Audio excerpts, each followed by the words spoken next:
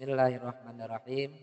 Assalamualaikum warahmatullahi taala wabarakatuh.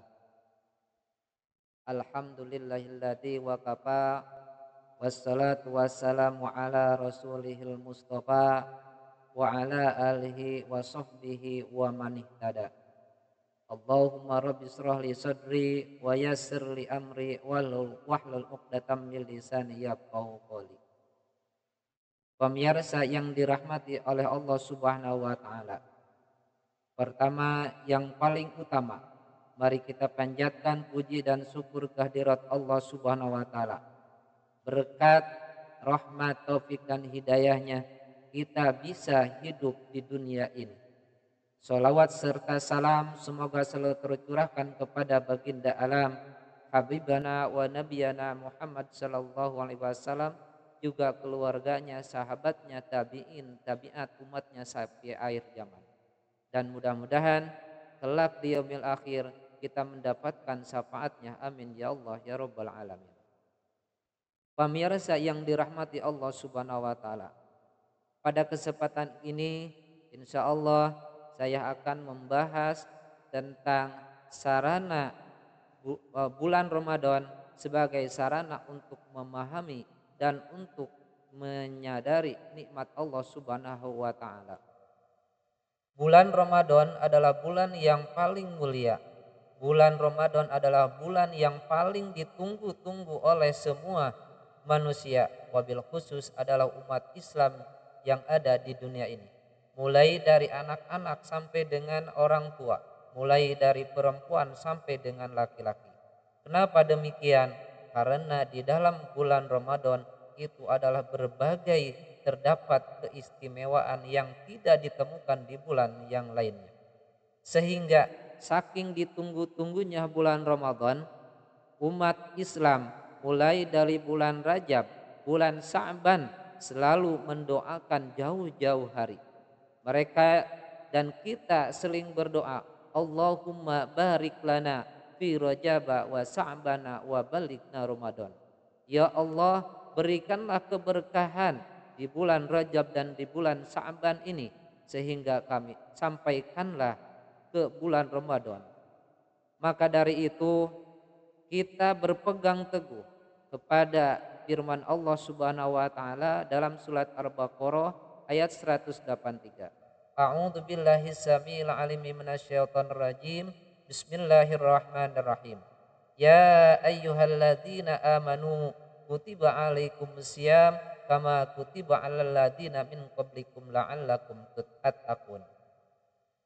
Bulan Ramadan itu telah diwajibkan kepada umat manusia bahkan sebelum umatnya Nabi Muhammad SAW.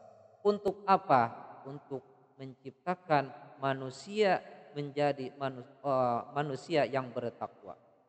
Bulan Ramadan adalah wahana untuk introspeksi diri, wahana untuk meningkatkan amal ibadah kita, mulai dari yang wajib sampai dengan yang sunnah, mulai dari terbit matahari sampai dengan terbenamnya matahari, bahkan sampai terbit lagi matahari, begitupun sebaliknya.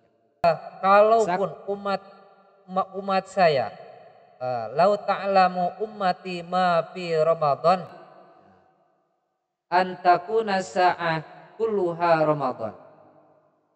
Kalau umat kami, umat manusia mengetahui apa keunggulan di bulan Ramadan dan kelebihan keistimewaan di bulan Ramadan, saking mulianya, maka mereka akan mengharapkan seluruh tahun adalah dijadikan bulan Ramadan. Maka dari itu bulan Ramadan bagi umat muslim adalah bulan tarbiyah, bulan pendidikan. Kaitannya dengan syukur, mari kita koreksi dan mari kita terbuka bahwa yang namanya syukur itu adalah memanfaatkan semua nikmat yang Allah berikan untuk melaksanakan segala perintah dan menjauhi larangannya. Pada kesimpulannya yang diberikan oleh Allah mulai dari nikmat sehat, nikmat jasmani, nikmat umur panjang dan nikmat banyak rezeki.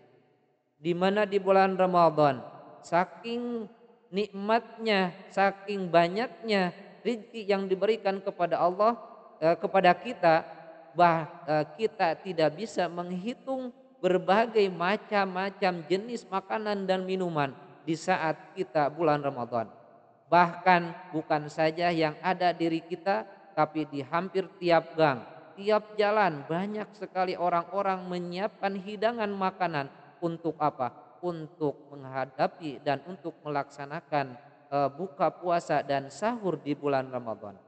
Saking banyak rezekinya, kita tidak bisa sampai semuanya rezeki yang kita kumpulkan itu kita bisa makan. Kenapa? Karena keterbatasan manusia sebagai makhluk yang dhaif. Maka dari itu, mari kita gunakan nikmat Allah Subhanahu wa taala itu untuk digunakan sebagai rasa syukur kita, rasa mahabbah kita, kemudian rasa ta'zim kita untuk mengagungkan agama Allah Subhanahu wa taala. Dan pada kesempatan ini kita juga harus sadar bahwa nikmat Allah itu tidak akan bisa kita mengetahuinya dan kita tidak bisa melaksanakan apa ya fungsi dari nikmat Allah Subhanahu wa taala sebagai bukti rasa syukur kita kepada Allah Subhanahu wa taala. Kita mulai dari kenikmatan yang kita rasakan, mulai dari mata. Gunakan mata dengan hal-hal yang positif, yang bisa mentakarubkan kepada Allah Subhanahu wa taala. Misalnya dengan banyak membaca Quran, kemudian kita banyak membaca kitab, buku, memperdalam ilmu pengetahuan, menghafal ilmu pelajaran baik di pesantren maupun di sekolah. Sehingga dengan kita menggunakan mata ini di jalan Allah, mudah-mudahan kita diberikan kenikmatan mata bisa melihat dengan keadaan yang sempurna.